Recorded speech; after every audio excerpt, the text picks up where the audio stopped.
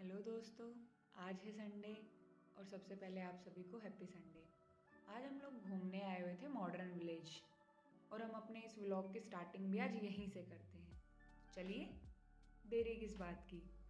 सबसे पहले हमने फटाफट से टिकट काउंटर से टिकट ले ली और अपना एक्सप्लोर करना स्टार्ट कर दिया।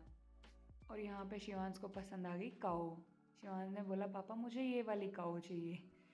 यहाँ शिवांश का फर्स्ट टाइम था जब ये एक साथ बहुत सारी गाय भैंस एक साथ इतनी सारी देख रहा था, तो ये थोड़ा सा नर्वस भी फील कर रहा था। और पीछे की साइड में यहाँ पे हाथ से आटे की पिसाई हो रही है, जो पुराने ज़माने में हमारे यहाँ हाथ की चक्की होती थी, उससे ऐसे आटा पीसा जाता था। और फिर मेरी नज़र पड़ी गोगा मेड़ी वालों पे, जिनको हम वस्त्र, गेहूँ और कुछ पैसे दान में देते थे।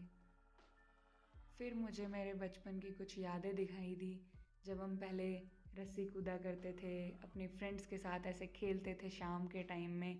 अब तो वो टाइम ही नहीं रहा, क्योंकि सारा टाइम तो हमारे मोबाइल फ़ोन ने ले लिया ना। और मेरे को ध्यान ही नहीं रहा कि कब मैं अपने बचपन में खो गई और शिवांश हमारी जेल से फ़रार हो गया।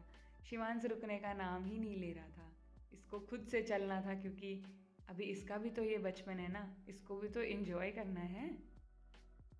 यहाँ मुझे एकदम गांव वाली वाइब आ रही थी।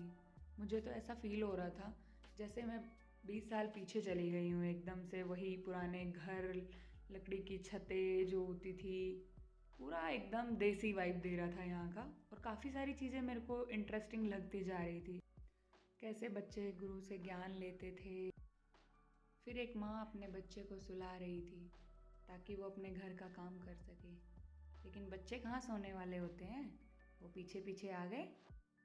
और फिर हम पहुँचे मेले में, जहाँ हो रहा था कुश्ती का मैच। काफ़ी सारी भीड़ भी मुझे नज़र आ रही थी, देख रही थी धीरे धीरे कंपटीशन भी बढ़ता हुआ नज़र आ रहा था मेरे को। काफ़ी अच्छा खेल रहे थे। और साथ ही साथ हमने देखा गाय और भैंसों का भी मेला। सभी व्यापारी अपनी अपनी गाय और भैंस को लेके आए हुए थे मेले के अंदर। फिर गए हम सब्जी मंडी और मेरी नज़र पड़ी फ्रेश सब्जियों पे, जिनके रेट देख के तो मैं शॉक हो गई, क्योंकि बेंगलोर जैसी जगह में 10-20 रुपए किलो अगर कोई सब्जी मिल रही है तो वो शॉकिंग न्यूज़ ही होगी ना। चलो कोई नहीं, अगर आपको भी कुछ मंगवाना हो तो कमेंट सेक्शन में लिख दो। आज शिवांश ने भी काफ़ी सारी मस्तियाँ करी है, कभी अपने पापा के साथ गोदी में बैठ के, कभी खुद से वॉक करके। और भैंसों से शिवांश ने बातें भी करी हैं, जो लैंग्वेज सिर्फ शिवांश समझ सकता है। अगर आप लोगों को भी समझ आ रही हो तो बताना मुझे भी। और फिर वॉक करते करते हम लोग चले गए मैजिक देखने। मेरे को 50 रुपीज़ का एक नोट था, जिसको गायब कर दिया मेरे हैंड से, और लास्ट में इन्होंने वो निकाल भी दिया। अब बारी थी घर निकलने की, और शिवांश ने भैया को बाय बोला और हम निकल लिए।